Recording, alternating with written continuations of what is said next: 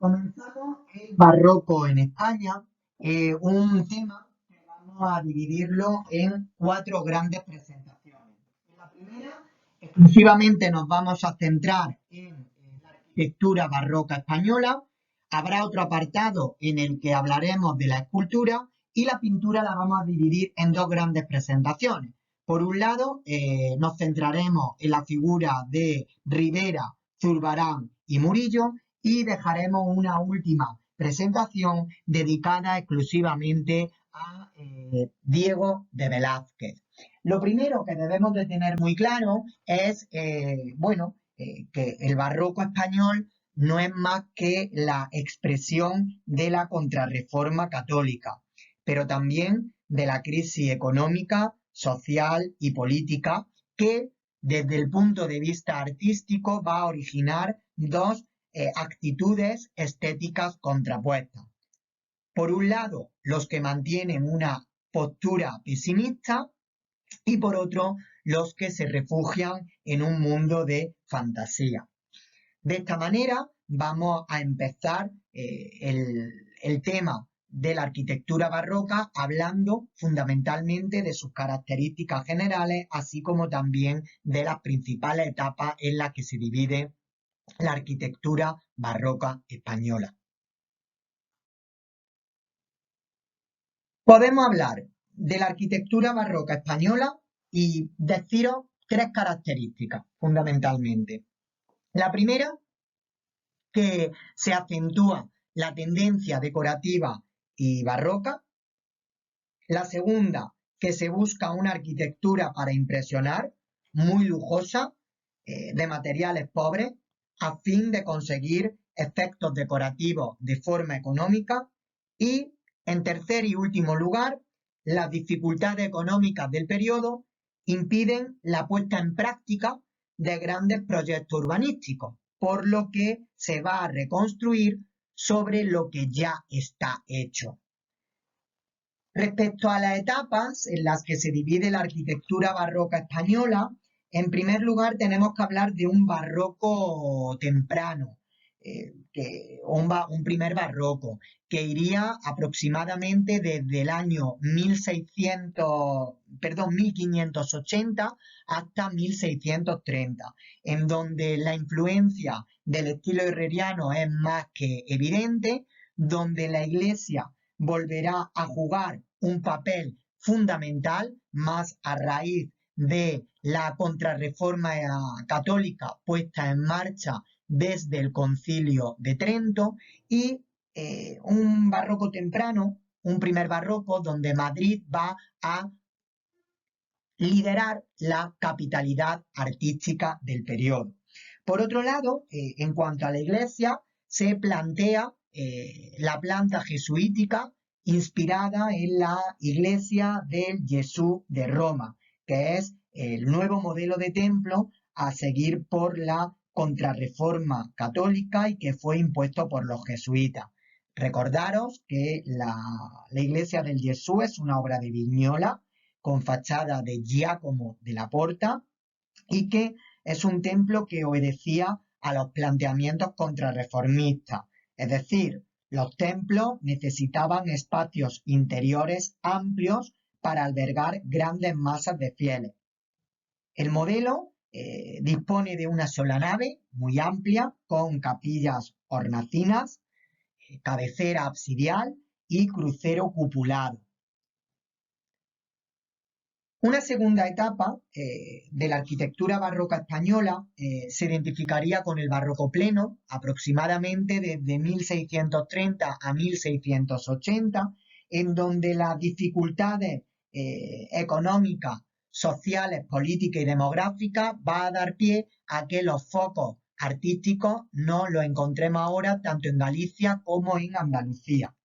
Por otro lado, hablaros de, edificios muy decorados que buscan efectos visuales en las fachadas mediante los juegos de luces y sombras, consecuencia de la forma en la que incide la luz en los entrantes y salientes del edificio, que cambiará su aspecto en función del lugar y el momento de contemplación de la obra.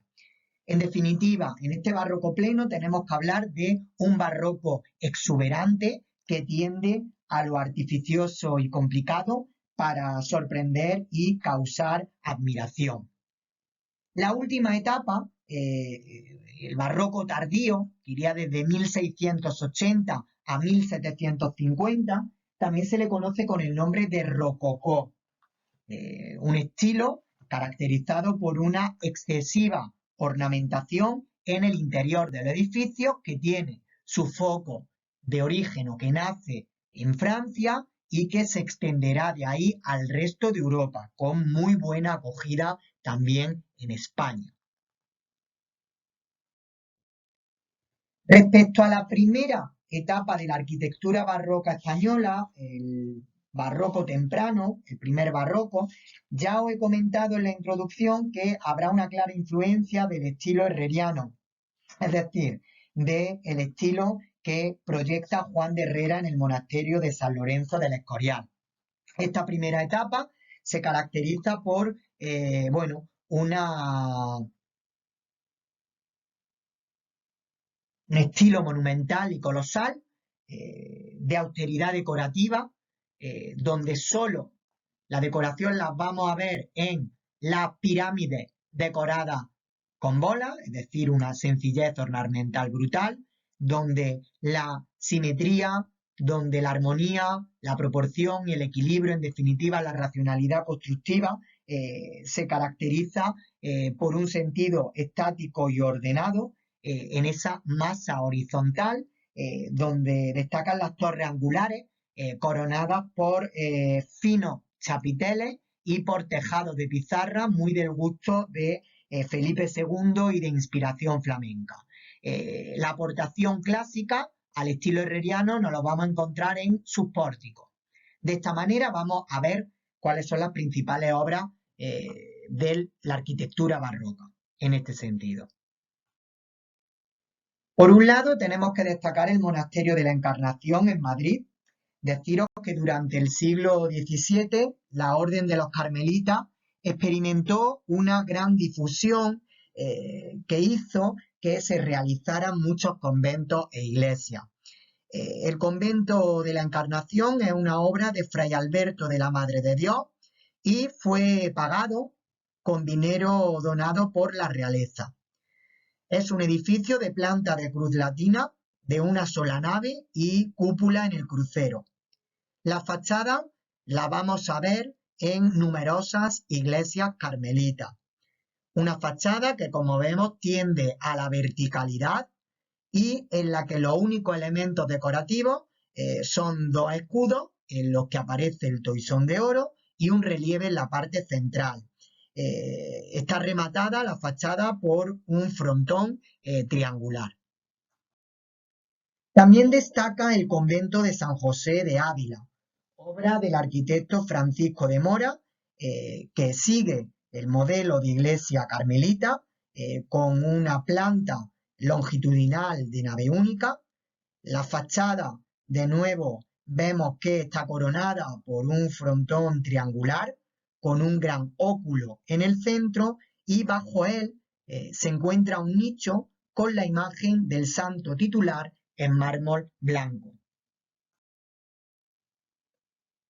De este primer barroco destaca el arquitecto Juan Gómez de Mora, que es el autor de la Plaza Mayor de Madrid, levantada en 1617. En esta Plaza Mayor se ubica la casa de panadería, que fue modificada posteriormente. La Plaza Mayor vemos que tiene planta rectangular con pórticos de pilastra adintelada y 5 pisos de balcones. Su antecedente más claro es la Plaza Mayor de Valladolid. Su realización, o para realizarla, se tuvo que nivelar el terreno y en 1672 sufrió un grave incendio que obligó a reconstruirla.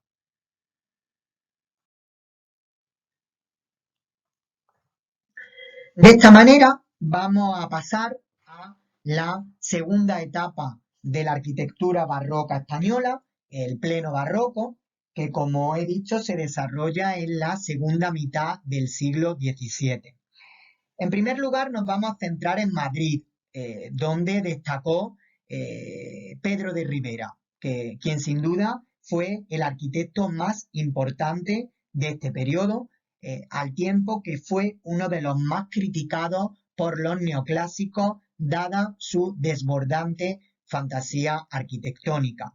Es el autor de este antiguo Hospicio de Madrid, que se realiza, como vemos, en 1722, en el primer cuarto del siglo XVIII.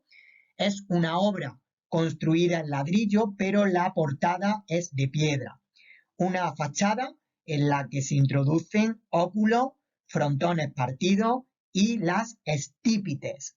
¿Qué es esto? Bueno, pues son unas pilastras en forma de tronco piramidal invertido que sirven tanto como soporte y también pueden servir como elemento de carácter decorativo.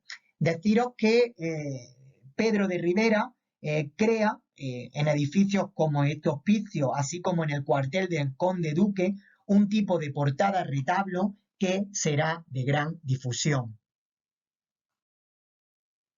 Bueno, este barroco pleno, deciros que cumple las características generales del periodo.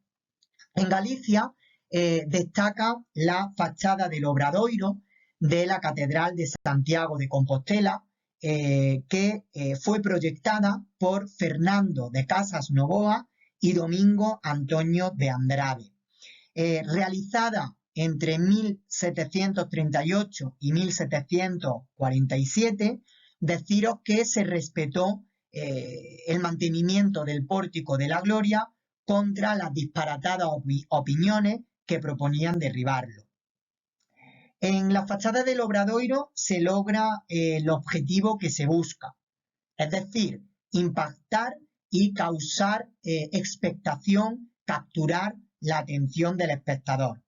Las dos torres y la gran altura que se ha conseguido nos invitan a levantar la mirada. En el centro se recorta contra el cielo la imagen del apóstol, lo que introduce una dosis de color, de modo parecido a lo que veremos a posteriori en la portada del Palacio de San Telmo de Sevilla. Los elementos que la constituyen pretenden en gran medida trasladar el esquema de una portada románica al lenguaje barroco.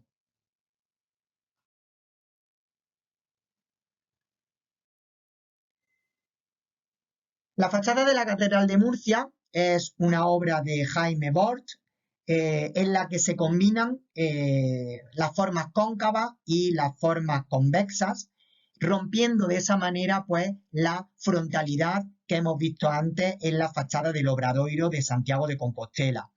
Como vemos en la imagen, se trata de una fachada recubierta por una abundante y refinada decoración. Hay muchos autores que se atreven a clasificar esta fachada dentro del estilo rococó por el excesivo sentido decorativo que presenta.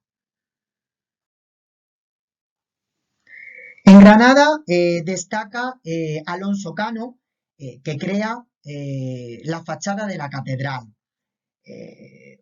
Alonso Cano fue verdaderamente un hombre polifacético. Proyecta esta fachada de la Catedral de Granada en el año 1667, aunque como ya vimos en temas anteriores, es una obra que se inicia durante el siglo XVI.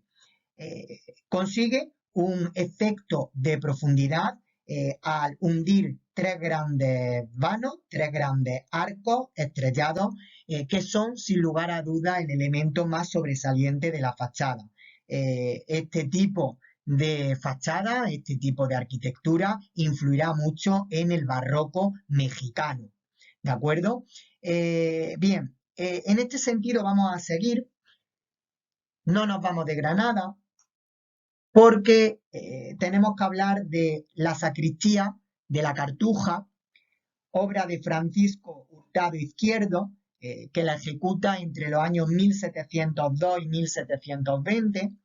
Se trata de un espacio rectangular con una cúpula en el centro por la que penetra la luz y en el que conviven, como vemos, la escultura, la pintura y la arquitectura en una perfecta y al mismo tiempo exacerbada simbiosis.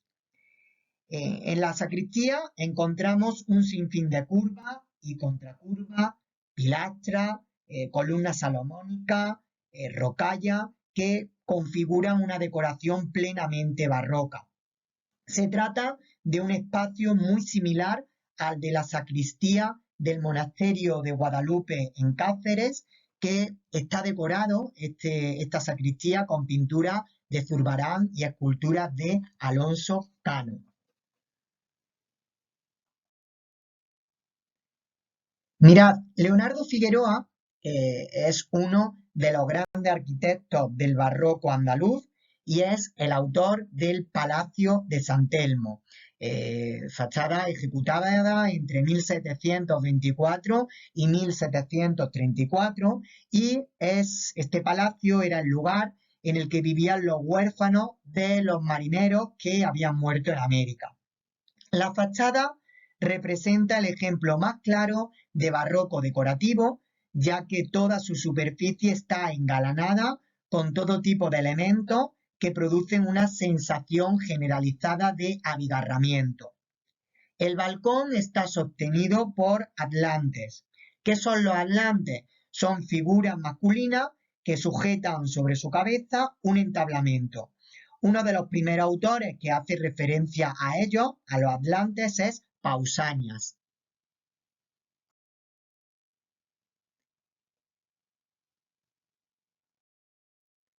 En Toledo, Narciso Tomé ejecuta en la catedral el transparente. Narciso Tomé participa, por lo tanto, de las características del pleno barroco. Destacó su faceta como retablista y decorador. Este transparente de la Catedral de Toledo, de 1732, demuestra la importancia que había comenzado a adquirir el culto al Santísimo Sacramento en esta ciudad. En el centro de la girola de una catedral gótica, como es la de Toledo, abrió una ventana por la que penetra la luz y la superficie está decorada con pintura mural y con esculturas de mármol. La introducción del transparente comportó complicadas intervenciones de carácter arquitectónico. Se quiere que el fiel que se encuentra en este espacio tenga la sensación de estar próximo a la gloria. Con esta finalidad se sirve de todas las artes para llegar de algún modo al arte total. Existe, una vez más, una gran conexión entre el teatro y el resto de las manifestaciones artísticas durante el barroco. En definitiva, una compleja obra de un barroquismo cercano al rococó, donde se sintetiza la escultura y la arquitectura. En Castilla, la familia churriguera da nombre al estilo churrigueresco, término que en nuestro país sustituyó al barroco, pero que en realidad es una variante de este periodo consistente en una decoración aún más exacerbada. Los hermanos Churriguera, José Benito, Joaquín y Alberto, constituyen parte de una de las familias más fecundas de la historia del arte español. Trabajarán a lo largo de toda España, pero especialmente en el área de Salamanca. Ellos, como he dicho, dan origen a un personal modo de entender la arquitectura que se va a denominar churrigueresco y que en definitiva, bueno, está caracterizado por los excesos decorativos. El churrigueresco será duramente criticado por los neoclásicos e injustamente minusvalorado durante largo tiempo. La Plaza Mayor de Salamanca, levantada entre 1728 y 1735, fue trazada por Alberto Churriguera, mientras que el ayuntamiento de 1750 es obra de García de Quiñones. Indicaros que, bueno, la Plaza Mayor de Salamanca será un modelo de referencia para las generaciones venideras.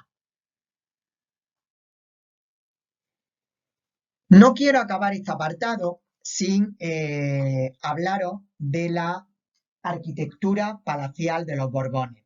Como sabéis, con la muerte de Carlos II, el último de los Austria, va a acabar, bueno, la dinastía de los Habsburgo en nuestro país y entrará de nuevo, o va a entrar, mejor dicho, la nueva dinastía, que es la borbónica, de la mano de Felipe V. La llegada de los Borbones va a permitir que a España penetren las tendencias arquitectónicas que estaban de moda tanto en Italia como en Francia. Y por lo tanto se va a imponer un modelo clasicista que está muy presente en palacios como el que tenemos justo delante, el Palacio Real de Aranjuez.